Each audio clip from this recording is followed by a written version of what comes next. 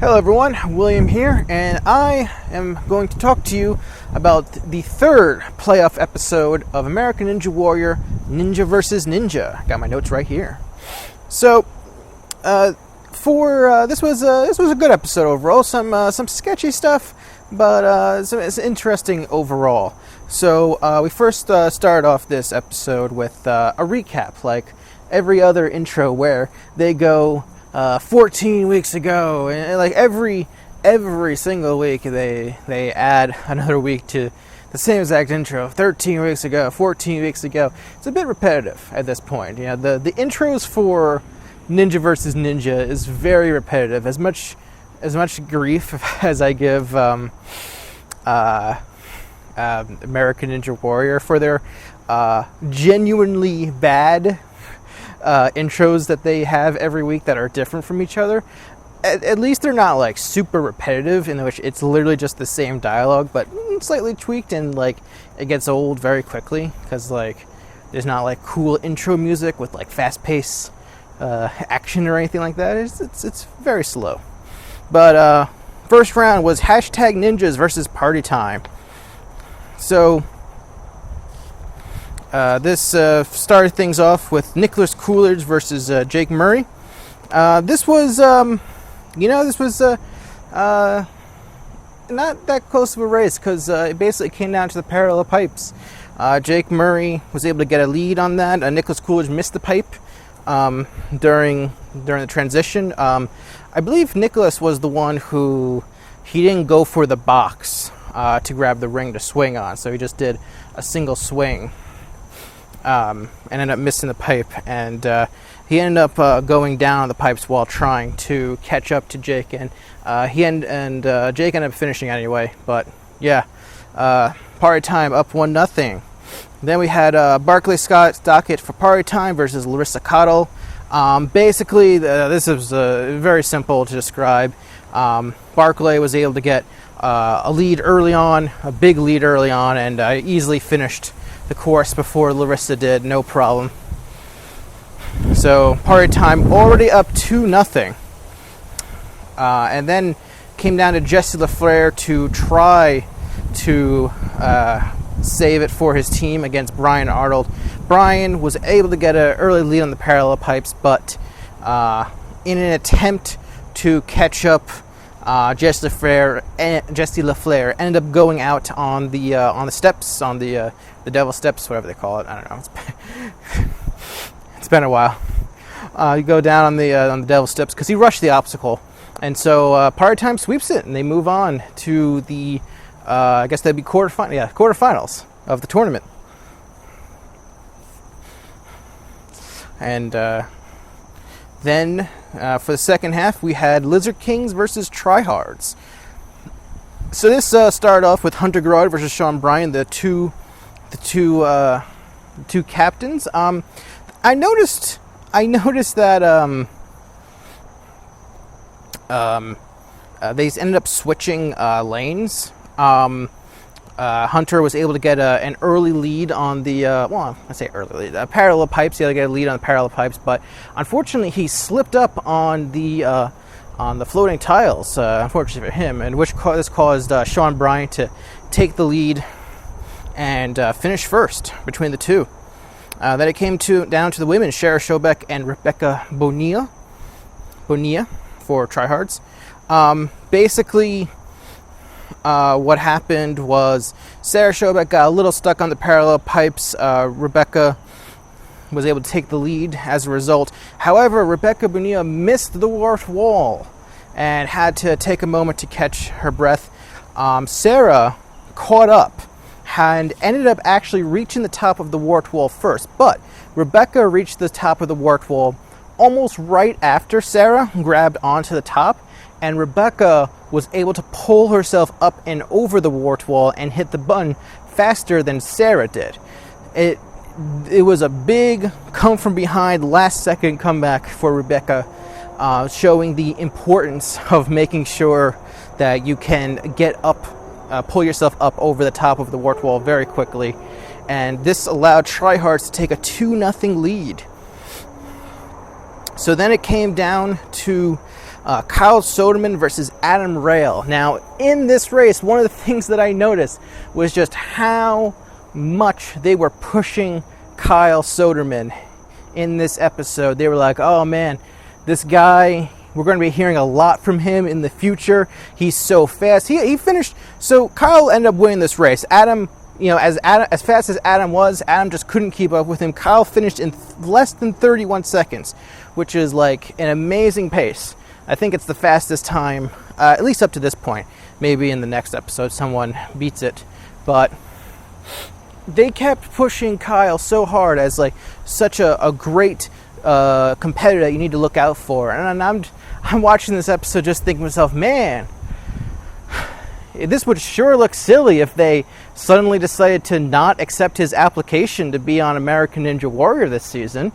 That would not be annoying at all. No siree, no, especially for someone who picked him as a surprise dark horse in his A&W Fantasy League and got completely ruined because for some reason Ninja vs. Ninja has no problem with having a Ultimate Beastmaster competitor on their show, but that same competitor that gets heavily promoted on Ninja vs. Ninja applies to American Ninja Warrior. All of a sudden, oh no, we can't have that. This guy who competed, on one season of Ultimate Beastmaster and will never compete again because, as far as we know, that's not how the show is formatted. Like, oh no siree. It's so annoying because like Kyle's really good and like he deserves to be on American Ninja Warrior, but it's so petty. Like no one. Here's what I don't get. Here's the thing that bothers me the most. Like, no one is going to watch the show and learn what Ultimate Beastmaster is just by watching it.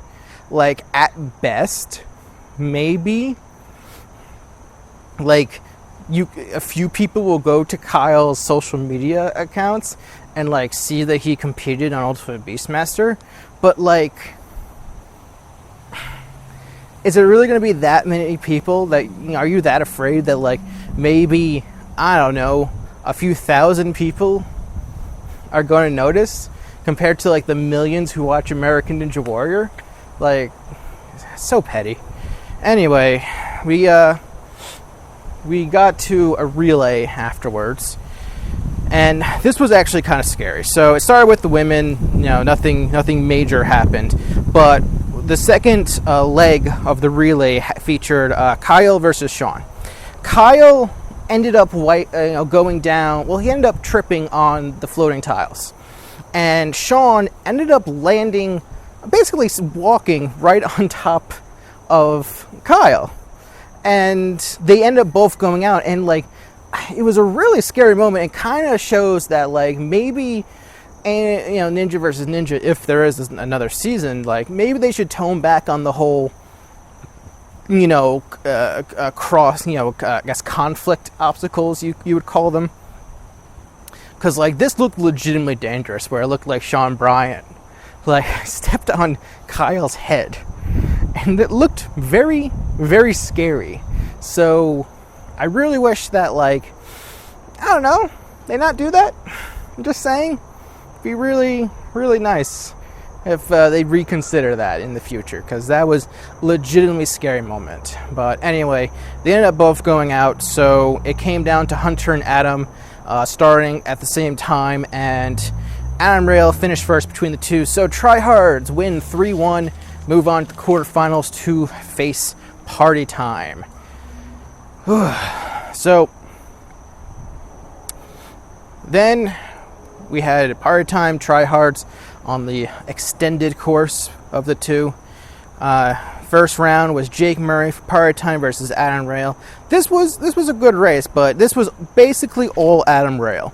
Adam got an early lead and kept the lead the entire time. Jake ended up slipping on the floating tiles, and Adam just kept the lead throughout the entire thing and finished first. Then it came to the women, Barclay, Stockett, and Rebekah, Bonilla.